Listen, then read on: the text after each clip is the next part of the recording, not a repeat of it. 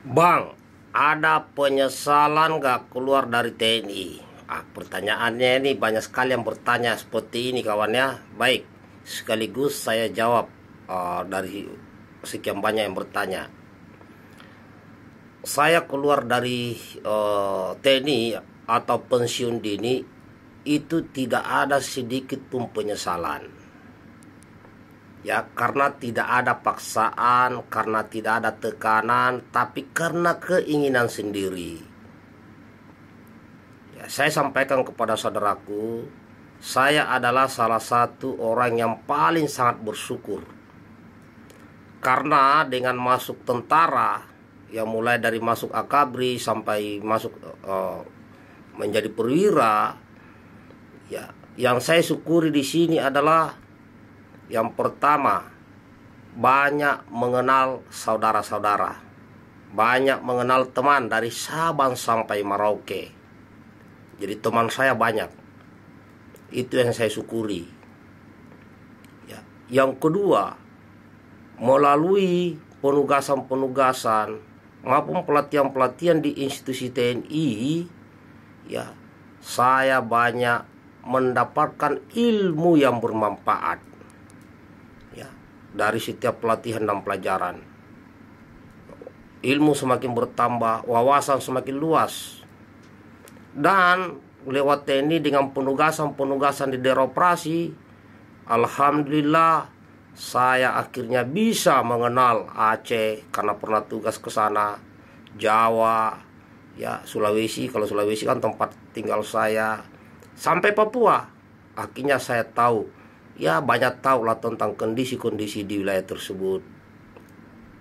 Nah, apalagi yang saya syukuri kawan, ya, di TNI selain banyak kawan, wawasan bertambah, ya, di situ juga terbentuk, ya, terbentuk sebahagian karakter kepemimpinan, ya. Kenapa? Karena langsung masuk akabri. Akabri itu dulu akabri namanya, ya, terakhir di angkatan saya masih disebut akabri. Di situ kita dilatih kepemimpinan, dididik menjadi kepemimpinan, kemudian mempraktekkan kepemimpinan, ya, termasuk di militer, sehingga kita tahu tugas dan tanggung jawab seorang pemimpin hampir sama, baik itu di militer maupun di sipil. Ya, namanya pemimpin itu, ya, ada karena bakat, tetapi juga karena dilatih atau pelajaran. Ya, disitulah kita mengenal namanya adab, etika, saling menghargai. Jadi menjadi pemimpin itu, ya, tidak sama 100% dengan bos. Ya, beda-beda tipis lah, ya, bos dengan pemimpin. Karena sungguh pemimpin itu adalah pelayan.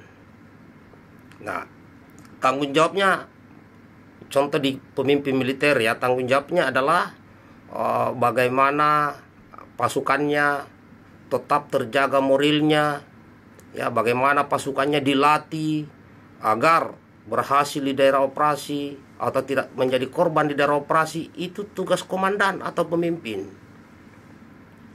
Ya, jadi banyak sekali kawan hikmahnya yang bisa saya petik di pengalaman TNI. Nah, sampai hari ini pun sudah pensiun dini, ya, masih semakin besar lagi, semakin banyak lagi teman-teman saya, ya, bukan hanya di kalangan militer, bukan hanya di kalangan Polri, tetapi banyak juga dari kalangan akademi, ya, akademika, ya, dari aktivis. Ya, kita sering diskusi, ya, banyak aktivis, wartawan dari berbagai profesi akhirnya menjadi saudara. Apalagi saya menjadi konten kreator di media sosial, semakin banyak teman saya, semakin banyak saudara saya, ya, yang berbeda-beda karakter, ya, yang berbeda-beda umur, beda jenis kelamin. Nah, ini juga menambah wawasan sambil melatih kesabaran. Karena masuk ke dunia konten kreator atau masuk ke dunia media sosial, itu mentalnya harus bermental baja. Tidak boleh baper. Karena apa? Di media sosial ini ya banyak sekali saudara-saudara kita, baik yang senang dengan kita, yang tidak senang dengan kita juga ada, ya, yang apatis, yang tidak mau tahu, banyak. Tetapi itulah hidup. Ya. Jadi bagi mereka-mereka yang aktif di media sosial, semakin banyak kawannya. Contohnya saya aktif di YouTube, ya, saya buat beberapa channel YouTube, ya. Kemudian aktif di TikTok, ada beberapa akun di situ juga, di Snack Video, di Facebook, di Instagram. Bahkan ya, hebatnya media sosial, pertama kali saya membuat komunitas peta atau pembela tanah air di akhir tahun 2015 itu lewat media sosial, lewat Facebook. Bayangkan, lewat Facebook saya membuat sebuah komunitas namanya pembela tanah air. Hanya dalam waktu 2 minggu bisa terbentuk di sekitar 16 provinsi di Indonesia. Itulah kekuatan media sosial, kawan. Ya, bertambah di situ. Karena apa? Di media sosial ini kalau kita memanfaatkan positif, maka yang didapat positif. Ya, kalau negatif, yang didapat juga negatif. Jadi persaudaraan saya akhirnya berkembang luas sampai ke mancanegara. Ya, baik lewat TikTok, lewat YouTube. Ya, saat ini beberapa teman saya yang ada di luar negeri, ada di Malaysia, ada di Singapura, di Jepang, ada di Taiwan, terus berkembang karena kita positif. Jadi untuk itu saudaraku, ya, apapun profesi saudara, ya, jangan pernah sombongkan profesi itu. Bangga boleh, bersyukur iya, tapi jangan sombongkan apapun profesi saudara. Kenapa? Jika kalian menyombongkan profesi yang ada, maka kalian akan terkucilkan di dunia yang luas ini. Ya, tetap rendah hati. Ya. Kita boleh bangga. Nah, itu saya bangga, ya, sangat bangga. Pernah masuk Akabri, ya, pernah di TNI, ya, berjuang bersama aktivis, ya, termasuk saudara-saudaraku yang masih remaja yang ada di TikTok saya ini. Nah, akhirnya kita berteman.